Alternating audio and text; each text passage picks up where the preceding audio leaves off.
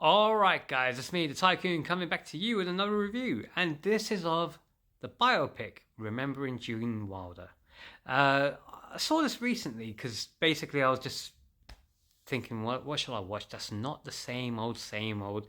You know me for reviewing a lot of the things which are that are popular at the time, in demand, blockbusters or great TV shows that are trending at the moment. And, it's all right. Yeah, it's good doing that, but sometimes you want to see something a little bit off the beaten track, and something like this was quite good because I grew up on Gene Wilder. Gene Wilder was a bit up until 2016. He was still acting up until his death, and he was still doing amazing things along the way. In the UK, we would see all kinds of things to do with Gene Wilder. I grew up on the Willy Wonka and the Chocolate Factory. I used to watch that on BBC all the time, as well as Stir Crazy, which was my first introduction to Gene Wilder, and See No Evil, Hear No Evil. Funny enough, there is a couple of things going on with those two movies there with his partner, and maybe that was the big reason why it was a big influence in my household. But yeah, Remembering Gene Wilder is a biopic, and I think what they've done, they used AI to regenerate his voice to read from his memoirs. And they intersperse it with interviews with people like Mel Brooks and some of his other people that he worked with on things like Young Frankenstein and other classics as well. And you see interviews with quite a few people, and you're like, wow, he was like that. But it explores his life from early beginnings, his humble upbringing, from his childhood, changing his name from his Jewish upbringing to becoming what he wanted to be, which was a lot wilder, a Gene Wilder.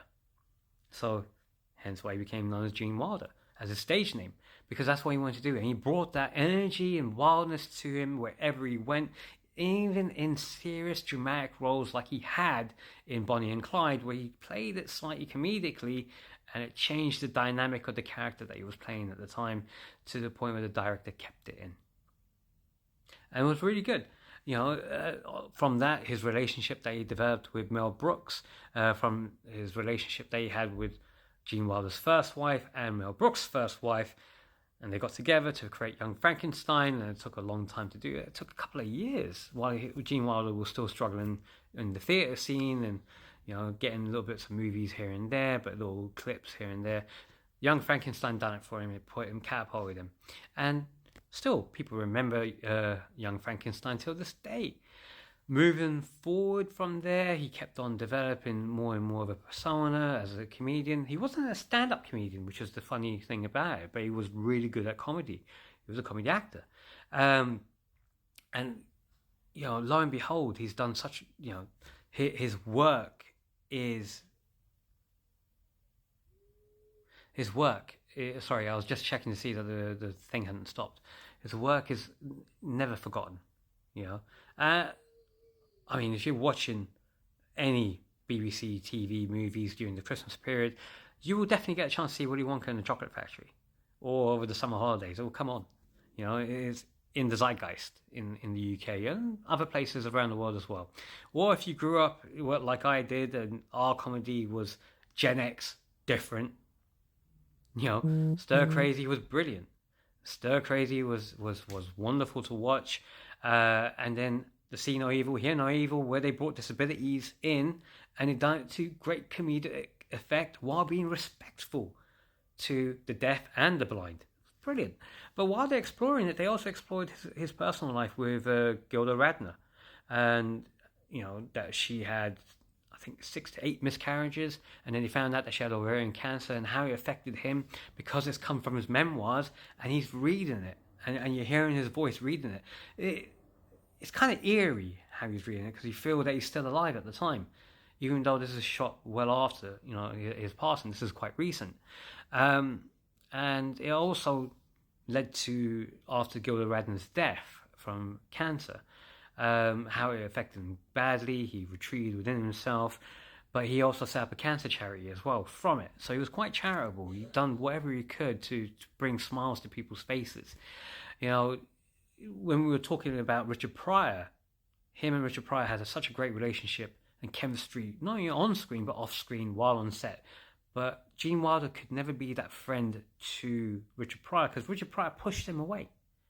He didn't want him in his life in that sense. So it's interesting watching that and listening to the inner thoughts of Gene Wilder reading it all out. His last wife, up until his passing, who he had been married to from 91 or 92 all the way to 2016, his passing. You know, they done artwork together, they done tap dancing, but he had developed dementia and Alzheimer's, where it affected much of his mobility, his speech, everything. And that was kind of sad hearing how he had changed from a highly energized, over and really vibrant person to a shell of his former self. He declined and got better, declined again and went. And he didn't want his diagnosis of Alzheimer's to be disclosed until he passed away, mainly because kids and those who had become adults who had grown up on his Willy Wonka persona, he didn't want to see their smiles taken away, and dealing with, let them realize that he's dealing with an adult disease, which is clear, kind of noble, but sad also at the same time. And the funny thing about it, the eerie thing about this, is that, as with many biopics, it's a lifetime's worth of work that's reduced into an hour and a half to 2 hours. But it's so memorable, so punchy, We see a snapshot of someone's entire life, but it's a life that has been worth living. Remembering Gene Wilder is an experience, and it reminds us that, you know what, we do things to leave behind a legacy, really. And I know in this world of social media, this is well before he got into the world of social media, he didn't do it for fame and fortune. He did it because he wanted to perform. He wanted to entertain people. And the fame and fortune came as a byproduct of his hard work and energy. And I know from social media, a lot of people, some do want fame, fortune, monetization. They want to get it all. They want to be that guy, and fair dues to you if that's what you've done social media for. But other people didn't do it for that reason. Some people have done it to actually leave a legacy behind that people can go back and visit. I know when I've done my trade union stuff, or when I was in pro wrestling, I wanted to highlight that, look, as a manager, if I can do it, anyone else can do it, and you can get in there and be that way as a pro wrestler and have fun with it. And within the trade union movement, being that guy that has done a hell of a lot, not to my own horn, but one wanting to showcase is I'm at these events as a trade unionist because I've asked, put myself out there, but it's not just down to me. You guys can follow too, and this is what you get because of what you're doing. It's not just the things in your workplace.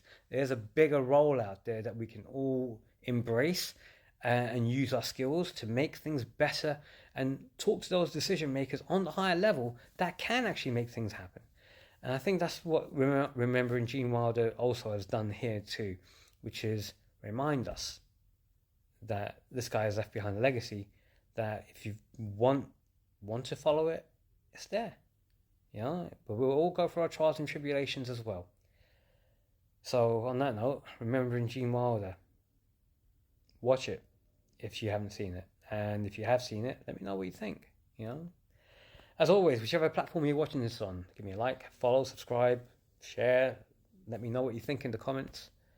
And as always, if you don't know how to do that, then you all need to go back to school. So says the tycoon.